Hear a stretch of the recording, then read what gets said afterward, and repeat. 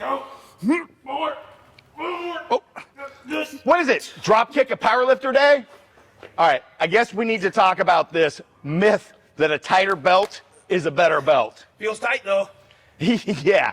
Let's talk about why tighter isn't better. The belt is not a passive thing to put a cast on your body to control position. It's actually an active tool. It's something for you to work against with your stabilization mechanisms.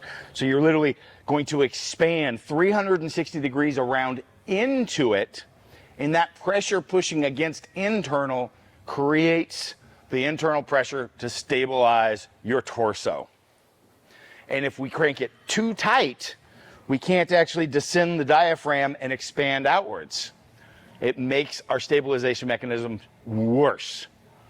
Yeah, many people think that a knee sleeve and a belt are kind of synonymous with one another as far as their ability or what they're supposed to do for a lifter, and this could not be further from the truth. If I had Kyle wear a knee sleeve right now and I told him, breathe, not a single thing he can do to actually increase the rigidity being created. But a belt is an opportunity to actively create more pressure, more intra-abdominal pressure, to be exact. Yep. So without the belt, the function is still exactly the same, but we're relying on this outer sheath of abdominal muscles, thoracolumbar musculature, everything all around is this sheath of muscle that co-contracts in when you press out, right? And so what we've done by adding a belt is either one, a flexible, tighter, or a completely non-flexible outer sheath that we can expand into.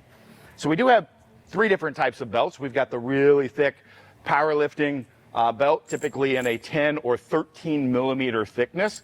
Obviously can't move. And it even has a bit of rigidity, in the form as well. So sometimes that can be very beneficial, but that extra thickness and sub-movements can kind of interfere. So we don't see that with Olympic lifting. Sometimes even deadlifting, it can kind of get in the way. So you may see a thinner belt. It's still going to have the exact same strength for you to press against, but it doesn't have necessarily that same level of rigidity. So you could be pressing more with here and less here. You could change the shape a little bit. It really comes down to personal preference because that sheath, you're controlling it. And then you've got something like the breath belt, which is flexible. And the reason for this is actually to cue you to breathe outward. So it's to provide that resistance as a tactile response for you to feel engaging. So it enhances your natural mechanisms, but doesn't provide as much of a rigid outer sheath. There's still some flexibility to that. Yeah, absolutely. And a lot of people think that breath belts are kind of interchangeable with a powerlifting style belt like is here. Breath belts, fantastic. One of our favorite tools. It really helps to potentiate your ability to breathe and build maximal IEP. But is it going to be the best tool for maximal loading? No. Something that's more rigid like this, you're going to have that rigid structure to build more IEP against, again, actively. Yep. I really like this belt for squatting, but a lot of other movements, I really enjoy that rigid belt that's a little bit more flexible and takes up less space. A lot of my movement these days, because I'm not competing, I'm maybe using the breath belt as well. So I use a variety of belts. The rule of thumb when putting these on the rigid belt is to have 2 fingers that you can still slide in here after you have it on. Kyle's going to demonstrate for us. So right here, you can see it's fairly tight all the way around.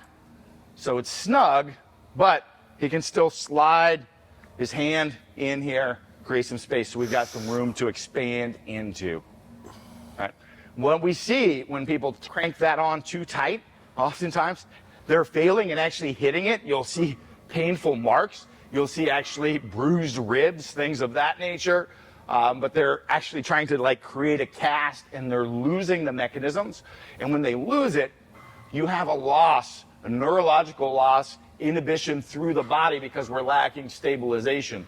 So maybe it's like, you're wrong, I'm just going to do a cast because a cast's strong. Well, it's actually affecting your power output.